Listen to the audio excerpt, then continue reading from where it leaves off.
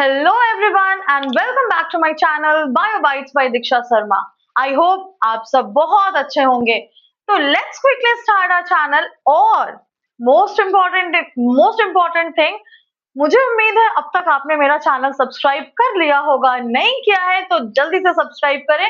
And let's quickly move towards the next topic which we are going to do today in class 8 chapter cell structure and function. हमने कल क्या किया था? हमने कल discuss किया था साइटोप्लाज्म के बारे में. Let's quickly recap. तो साइटोप्लाज्म को मैंने क्या कहा था कि it is just like a water in the swimming pool, right? और उस स्विमिंग पूल में जिस तरीके से स्विमर्स तैरते हैं, कोऑर्डिनेट करते हैं, बात करते हैं, वैसे ही साइटोप्लाज्म एक स्पेस प्रोवाइड करता है, एक साइट प्रोवाइड करता है सारे ऑर्गेनियल्स को आपस में बात करने के लिए. तो cytoplasm is a jelly like substance on which all the cell organelles are situated, okay? And also it is the cellular activity site. जितने भी life processes हो रहे हैं वो कहाँ हो रहे हैं? So that occurs in this particular cytoplasm. ये हमने कल डिस्कस किया था. Now today we are going to discuss about the most important topic or the concept of the chapter cell is the nucleus. So let's quickly start the topic nucleus and let's quickly understand each and everything about nucleus. So what is nucleus? This is nucleus. तो हम सब देख पा रहे हैं कि nucleus is situated in the centre of the cell, but बेटा it is always not true. ठीक है, हमेशा ये ट्रू नहीं होता. न्यूक्लियस सेंटर में एनिमल सेल्स के होते हैं, प्लांट सेल्स के केस में न्यूक्लियस पेरीफेरी पे होता है. What is periphery? तो बाउंड्री के तरफ. क्यों होता है ये भी हम लोग बहुत जल्द डिस्कस करेंगे, probably in the next session. ठीक है, तो nucleus is the brain of the cell. जैसे मैं आपको पढ़ा रही हूं, आप पढ़ रहे हो, everything you are able to understand. क्यों? Because of your brain. तो न्यूक्लियस इज द ब्रेन. हमारा ब्रेन कंट्रोल कर रहा है कि हमें क्या करना है. आजकल के बच्चे तो उनके ब्रेन क्या कंट्रोल कर रहे हैं कि भैया कितना पबजी खेल रहे हैं हम, कितना फ्री फायर खेल रहे हैं हम, right? No, this should not be done. हमारे ब्रेन को हम कंट्रोल कर सकते हैं, ठीक है, लेकिन न्यूक्लियस सेल का ऐसा ब्रेन है जो सारी चीजें कंट्रोल करता है. तो the most important thing about nucleus is that it is brain of the cell. It is brain of the cell. Or it controls all the activity of the cell. It controls all the activity of the cell. ठीक है, तो अगर ये brain of the cell है तो ये क्या करेगा? जैसे लास्ट क्लास में मैंने कहा था, this is cytoplasm. तो cytoplasm is the site of cellular activity. वो सारी cellular activity को इनिशिएट कौन करवाता है बेटा? या फिर साइटोप्लाज्म को कौन बोलता है कि सेल्यूलर एक्टिविटी करवानी है तुम्हें? वो बोलता है ये न्यूक्लियस. ठीक है, तो nucleus is known as brain of the cell. अभी फटाफट से मैं एक सुंदर सा डायग्राम बनाती हूँ न्यूक्लियस का, ताकि आपको और चीजें क्रिस्टल क्लियर हो जाए.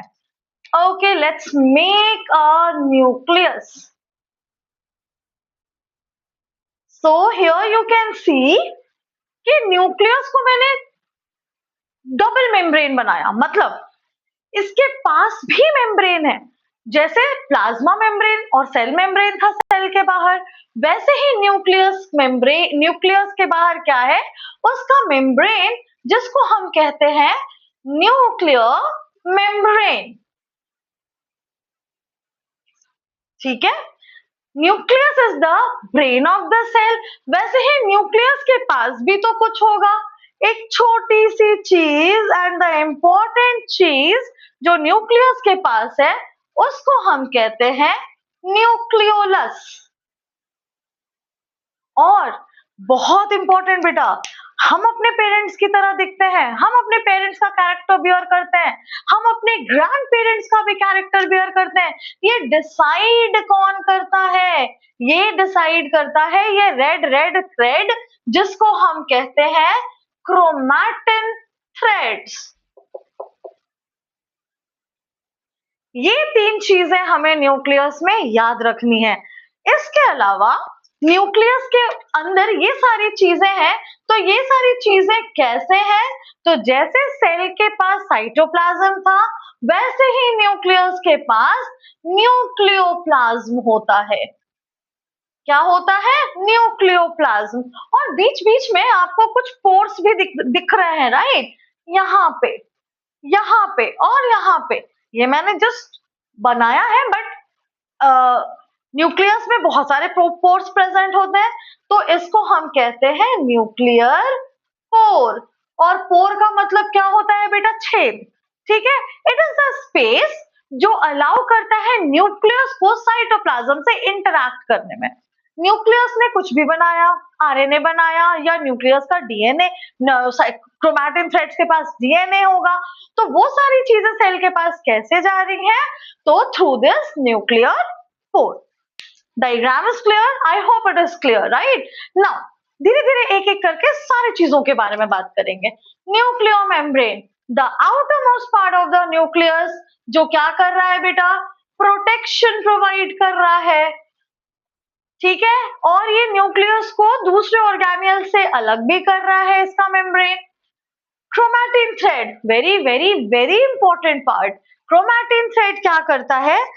या फिर इनडायरेक्टली मैं ये कहूं कि न्यूक्लियस हैज द डीएनए और द जेनेटिक इंफॉर्मेशन। तो वो जेनेटिक इंफॉर्मेशन कौन कैरी कर रहा है? Chromatin thread. तो क्रोमैटिन थ्रेड के पास क्या है? Genetic information. और व्हाट इज जेनेटिक इंफॉर्मेशन? हम अपने मम्मी की तरह दिख रहे हैं, हम अपने पापा की तरह दिख रहे हैं, या हम अपने दादा की तरह दिख रहे हैं, दादी की तरह दिख रहे हैं। हमारा आंख बड़ा है, हमारा बाल काला है, हम गोरे हैं, हम काले हैं, हम छोटे हैं, हम जैसे भी हैं। तो that came from the information which is there in the chromatin thread. तो हुआ ना, डीएनए बहुत ही इंपॉर्टेंट, और indirectly nucleus is very important because it carries genetic information. अब न्यूक्लियोलस, ये आपके लिए बहुत ही नया है, बट स्टिल मैं कोशिश करूंगी आपको समझ आए। न्यूक्लियोलस की अगर मैं बात करती हूँ बेटा, तो जैसे हमने डीएनए कभी ना कभी तो लाइफ में सुना है। What is DNA? डीएनए मतलब जेनेटिक इंफॉर्मेशन, आपके स्टैंडर्ड के अकॉर्डिंग, आपके क्लास के अकॉर्डिंग। तो DNA is the genetic material, वैसे ही हमारे बॉडी में आरएनए भी होता है बेटा। ठीक है, और वो आरएनए कौन बनाता है? तो वो आरएनए बनाता है nucleolus. And nucleoplasm is just like cytoplasm. तो जिस तरीके से साइटोप्लाज्म जेली लाइक स्ट्रक्चर था, न्यूक्लियोप्लाज्म भी जेली लाइक स्ट्रक्चर है, और वो क्रोमैटिन थ्रेड्स और न्यूक्लियोलस को हेल्ड करके रखता है। So that is it about the nucleus. ये रहा सुंदर सा diagram, and we have covered all the things about nucleus. एक चीज और जो हमें जानने की जरूरत है, हमने साइटोप्लाज्म कल पढ़ा था, न्यूक्लियस आज पढ़ रहे हैं, तो एक छोटा सा डायग्राम मैं और ड्रॉ करूंगी, और आपको ये चीजें और भी क्लियर हो जाएंगी कि व्हाट इज प्रोटोप्लाज्म, जो बच्चे समझ नहीं पाते हैं। ठीक है, अगर ये सेल है, ये न्यूक्लियस है, ये क्या है बेटा? साइटोप्लाज्म है। तो this is plasma membrane, this is cytoplasm, this is nucleus. जब हम साइटोप्लाज्म और न्यूक्लियस दोनों को जोड़ लेते हैं, तो क्या बन जाता है? वो protoplasm. I hope it is clear. जल्दी से रिकैप करते हैं, आज हमने क्लास में क्या पढ़ा? हमने पढ़ा न्यूक्लियस के बारे में, जो ब्रेन है सेल का, जो कंट्रोल सेंटर है हमारे सेल का, वो क्या कर रहा है? उसके पास न्यूक्लियो मेम्ब्रेन है, उसके पास क्रोमैटिन थ्रेड्स है, उसके पास न्यूक्लियोलस है, उसके पास न्यूक्लियर कोर है, और ये सारी चीजें मिलकर न्यूक्लियस को उसका शेप दे रहा है, उसका फंक्शनैलिटी दे रहा है। न्यूक्लियस का फंक्शन क्या है? एज आई सेड कि it is the brain of the cell, it controls the cellular activity of the cell, जो कि साइटोप्लाज्म करवाता है। और कंट्रोल कौन कर रहा है बेटा? ब्रेन कर रहा है। इस ब्रेन कर रहा है, और ब्रेन कौन है? न्यूक्लियस है। और न्यूक्लियस क्या कर रहा है? तो जेनेटिक इंफॉर्मेशन कैरी कर रहा है, जो हमारे पेरेंट्स, हमारे ग्रैंड पेरेंट्स से हम तक पहुंच रहा है।